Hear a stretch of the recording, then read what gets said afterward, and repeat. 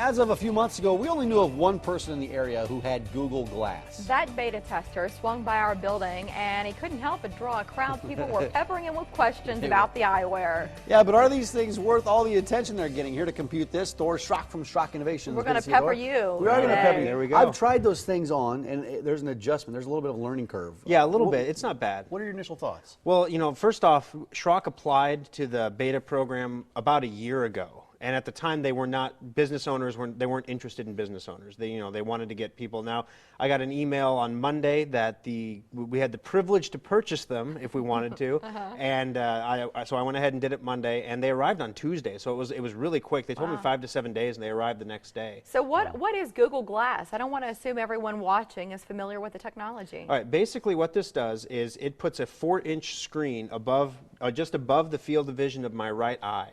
And you know, a lot of people, including myself, when these were first announced, it was a little spooky, you know, because it has the ability to shoot video, it has the ability to shoot pictures. It's all voice command, so you tilt your head back like this to activate them. They come on, and you say, "Okay, Glass, take a picture," and it just did. Yeah, and I don't know if people could hear that, but it dings. There's a little ding. Little ding.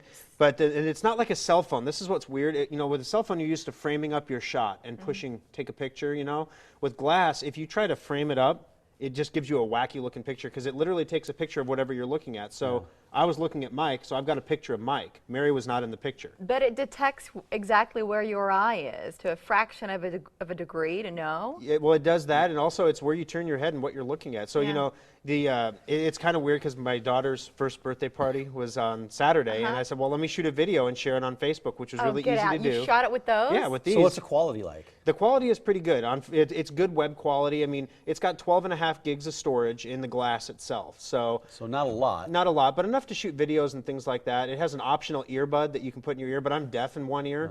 And so I don't really like to walk around. I did not know that about you. Yeah, a little fact you learn. I don't like to walk around with an earbud in my ear because I can't hear anything going on around me. What the quality, is it comparable to an iPhone? Is it that Yeah, good? it's comparable to a cell phone video or something along those lines. So how much does it cost if you're invited to be an explorer? If you have the privilege of becoming an explorer, the cost of the Glass runs $1,500. So it's definitely not a consumer grade. It's not priced for consumers at this point. You know, honestly, people say, you know, Thor, if you weren't this tech guy, if you didn't, you know, have a TV segment and a couple radio shows, would you have bought them? And I'm probably not, to be honest with you. It gives me a great excuse to buy them. And you know, we talked about the Galaxy Gear watch that I had. This basically does the same thing. It's got a bone conduction microphone back here. So one of the best features about Glass is, you know, baby's screaming in the background, TV's on, somebody texts me and it pops up on the screen. I can say reply and send a message back, and it picks up the vibrations on my skull rather than the audio of my voice. And so that way I get a perfect text message. The only thing it doesn't deal well with is wind, I've found over the last couple days. We've had plenty of that. There's 65-mile-an-hour gusts. It's hard. Is that the only thing that annoys you, or are there other things that if you had the chance to get back to Google and say, these are my recommended fixes, what do you think? First thing is, I went to Hy-Vee yesterday to pick up on Saturday to pick up some stuff for my daughter's party that my wife needed. So you're wearing these in Hy-Vee? Little basils. Yeah, I just wore them into Hy-Vee, just whatever. And you know, people will look at you, and they'll look away, and they'll look at you again, and then they'll avert your eyes. You know that uncomfortable feeling that some people get when someone's in a wheelchair or something? They do that. They look away and they won't look at you. I don't know if they think I'm filming them. You're not that interesting. I'm not filming you. You know, it's not. I don't walk around filming everything, because the other thing you have to think about here is the battery. On a full charge, it will go just about all day long with normal usage.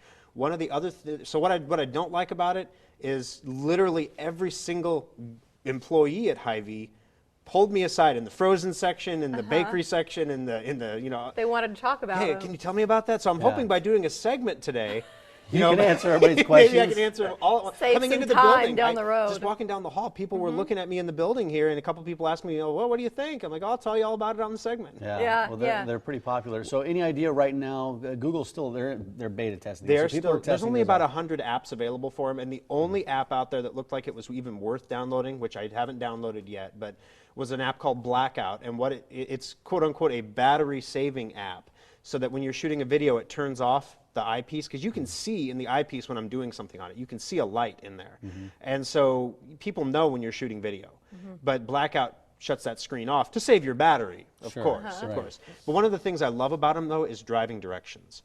because I did a test and I was driving to my Lincoln Service Center. So I said, okay, Glass, get directions to Schrock Innovations, Lincoln, Nebraska. I didn't give it a street address, I gave it a destination name. It found the location, navigated me there, and whenever it came up on a turn or something like that, it would just pop up over my field of vision and tell me, turn left in 100 The feet. map wasn't there the entire time. Not the entire time. Because that's what a lot of people are concerned, that it's a distraction, and that when people are driving, there was even a case where a gal was pulled over in Florida or someplace for wearing them. Yeah, she was exonerated though. Okay. Yeah, but so do you think there's a case, like, are they you know, distracting? there are a couple times, what I would suggest is if you first get them, do not try to use them in a moving vehicle when you're driving, until you know the commands, you've internalized the commands, because even with me using them, it took me a couple days to really get to the point where I wasn't having to close one eye and read the menu options. And stuff. My 7-year-old son put them on, and he's like, I gotta get me a pair of these. And I'm like, Right, at 7. no, kids. So, so what do you think after wearing these 5 days or so? What do you think? Is this going to revolutionize these smartphones? And do you envision a day where everybody's wearing these things? Is this the future? There's a couple technologies that Google Glass hinges on. One of them is voice-activated technology. So as you can see, I can turn the glass on by tipping my head back 30 degrees and looking down and saying, okay, glass, and it comes on, and I can do whatever I want to do. It also has a touchpad on the side that allows me to cancel and turn off the glasses or move through menu options. You can browse the internet, but keep in mind you're looking at a 4-inch screen out of one eye.